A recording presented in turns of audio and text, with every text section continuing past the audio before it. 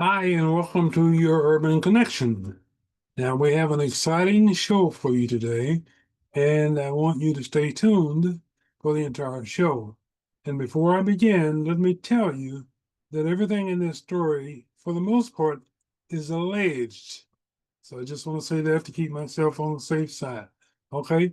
We're going to be dealing with a story today about uh, this one man, and I'll show you who it is, and you will know who he is immediately. And his name is R. Kelly. And this is the gentleman we're going to be talking about. And today we're going to ask the question: is R. Kelly a marked man? And the reason we say that is because his attorney is alleging that there has been a hit placed on R. Kelly. And it apparently comes from the prison officials where he is being held. So we'll get to that story in just a moment. But before we get to that, I want to tell you about our sponsor because our sponsor has some new information and new products that they're featuring that we want to show you, tell you about, and that is BBQ Barbecue Express, and they're located at 6249 East 21st Street. Now, as I've told you before, this is a full service restaurant where you can go in and sit down or you can carry out. But I want to tell you of a couple of things that I haven't told you before. Number one is BBQ Express is now serving fresh catfish dinners. Yes, you heard it right. Catfish dinners they're serving. Now, these can come in, you can either one-piece dinner, two-piece dinner, or three-piece dinner. And also, I'm proud to announce, and they're proud to say, that they now offer catering services. Yes, they are now offering catering services at BBQ Express, 6249 East 21st. Now, their phone number is 316 358 9990. Their hours of operation are 11 a.m. to 7 p.m. Monday through Thursday, 11 a.m. to 8 p.m. on Fridays and Saturdays, and they now are open on Sundays, 11 a.m. to 5 p.m. So there you have it. Full service restaurant, Barbecue Express, 6249 East 21st. Okay, now let's get back to the story. I want to tell you, ladies and gentlemen, that I'm sorry, Robert R. Kelly, as is known to most of y'all, has been serving a prison sentence of about, I believe, 20 years. But lately, last week, his attorney made the news. And I want to tell you what happened. You see, Mark Kelly, I'm sorry, I don't know how, I'm talking about Mark Mann. R. Kelly on Thursday evening was given his prescription medication for sleep. Okay, sleep medication. Now, on Friday, when he woke up, he felt dazed and he felt sick. And according to his attorney, he was able to mumble something through his jail cell to authorities. And then he passed out. Now, so the medics came to see about him and they wanted to take him to their own medical facilities there at the prison. But they were not in a position to provide the services that he needed. So they transported him to the Duke University Hospital. Now, once R. Kelly was at the hospital and was seen by doctors, he was diagnosed as having suffered from an overdose. Now, here's the strange part. Don't jump to conclusions, ladies and gentlemen. According to his attorney, R. Kelly had been given twice the amount of the prescription medication that had been prescribed for him by prison staff. Yeah, you heard it right. It's not that he himself took the drugs. He was provided this medication by the prison staff. Yeah. Once he was in the hospital, they diagnosed him as suffering from an overdose. R. Kelly then told the doctors that he had some concerns about blood clots in his legs. He had asked them to check it out, and they did. And they found that he had reason to be concerned because he indeed did have blood clots in both legs.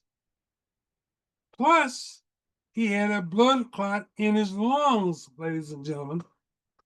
Now, check this out.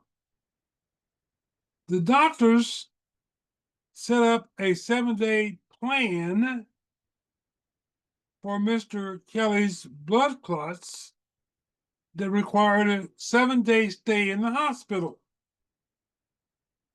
But an hour after setting up those plans, armed prison officials, and when I say armed, I'm not talking about a side pistol. Apparently, these gentlemen had AR-15 rifles with them. But they came to the hospital and removed Mr. Kelly from the hospital without giving him the opportunity to have this stay to cure his blood clots at the hospital. They removed him and took him back to prison and returned him to solitary confinement. Ladies and gentlemen, I don't know, first of all, why he is being held or was being held and is being held as today, as I understand it, in solitary confinement. I mean, here's a gentleman that needs medical attention. He needs to have the clots removed from both his legs as well as his lungs. The prison staff is not capable of providing those services. So why would they remove Mr. Kelly without having those concerns and those needs, which are medical needs? Why are they not being met? Why is he not being allowed to have the procedures put in place as prescribed by doctors at the hospital, where we have people who know what the hell they're doing, allegedly, but supposedly? Why was he removed? And why the necessity to come to a hospital with AR-15s? Is R. Kelly that big of a threat? Is that why he's being confined to uh, uh, uh, to be in solitary confinement? I'm not getting it. So maybe, and I'm just going to say maybe, the allegations that are being put forth by this attorney might have some validity.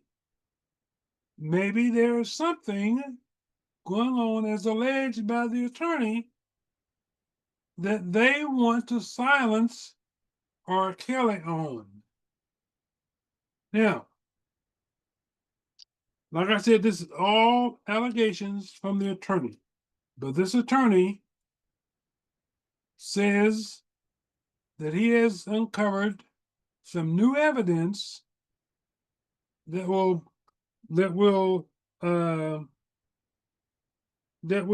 vindicate his client, Mr. R. Kelly. Now, he has not presented the evidence yet, so I don't know if that's just his opinion or if he has factual information.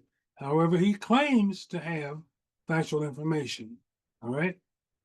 So he claims that in the very, very near future, he will have the opportunity and will take advantage of the opportunity to file whatever paperwork is necessary to get this new evidence into a court of law. So I would suggest that he means within the next, I would take it based on this conversation, I would take it that he means within the next 30 days, certainly not later than 60 days. But that's what we have. And the doctor prescribed a 7-day treatment plan at the hospital. And within an hour, prison officials come and remove Mr. Kelly from the hospital without giving him the opportunity to take advantage of this prescribed 7-day plan that the doctors had put in place. And they took him back to the prison cell. Well, they didn't, not a cell, I guess they put him in solitary confinement. In my question, I have two questions. Number one, how long has he been in solitary confinement? And number two, what was the reason he was placed into solitary confinement that he's still in there? I mean, I cannot understand unless he's been a problem or created a problem for other inmates or himself or prison officials. I don't understand why he's in solitary confinement. You know, and I believe he's serving a 20-year sentence, is what I understand. And of course, he's in federal prison, so that means in federal, you basically serve all of the time. But that is just to show that this, like I said, this allegation, Mr. Kelly could be a marked man. And like I told you, the attorney is saying that Mr. Kelly is a marked man, and he is, well, let me just say that he's alleging that prison officials want to silence Mr. Kelly by any means necessary, if you know what I mean. Okay. And he claims that the new information that he has will show that there have been some improprieties in 2 court cases involving Mr. Kelly. And those improprieties were done by U.S. attorneys and other, I don't think he mentioned the other, but U.S. attorneys and I don't know if it's other prosecutors or prosecutors in Chicago and I believe LA. All right. But that's the allegations. Those are the charges. Whether or not they will be sustained or not, I don't know. But I'm telling you the allegations that are being made here by his attorney. But the one thing we do know, and the attorney has said that he has information from the Duke University Hospital that shows that Mr. Kelly was indeed a patient at their hospital, that Mr. Kelly was diagnosed with having suffered from an overdose, and that apparently, according to Mr. Kelly, he was given the overdose drugs by prison officials on Thursday night of last week, and when he woke up Friday morning, he was suffering the results of that drug overdose, which I guess, according to him, nearly took his life. So that's the story that I have. That's the story that the attorney has. And that's the story that Mr. Kelly has.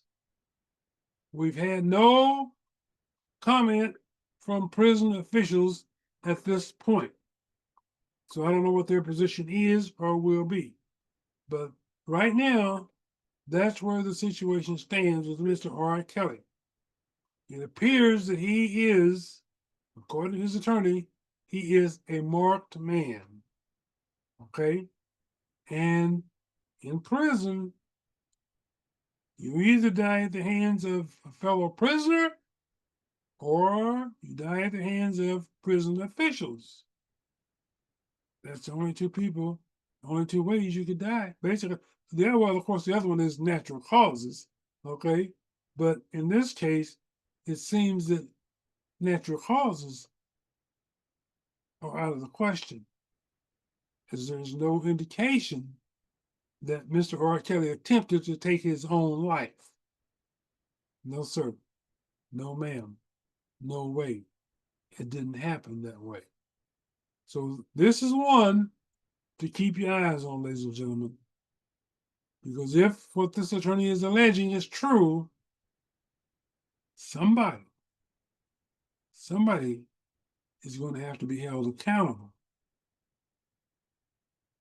for the actions and the justification for giving this man twice the amount of drugs that was prescribed for him. What will be the reason and the justification for that? Now, I assume he's been under this medication for a period of time. So they have to be in the habit of giving him the right dosage of his sleeping medication every night. So how could it be that on last Thursday evening, somebody, and I want to say made a mistake, but I'm not sure this was accidental, but somebody administered to Mr. Kelly twice the amount as was prescribed. I don't know. You don't know. The attorney thinks he has a good idea, and he's alleging that it was no accident. So stay tuned. We'll find out. And in the meantime, I will keep my eyes and ears open, and we will see what happens to this man who is beloved by many even to this day. He was indeed quite a performer, quite a singer, and he still has his followers. So we'll see what happens, and we'll let you know. That's my show for today, and we'll see you next time. Thank you for watching.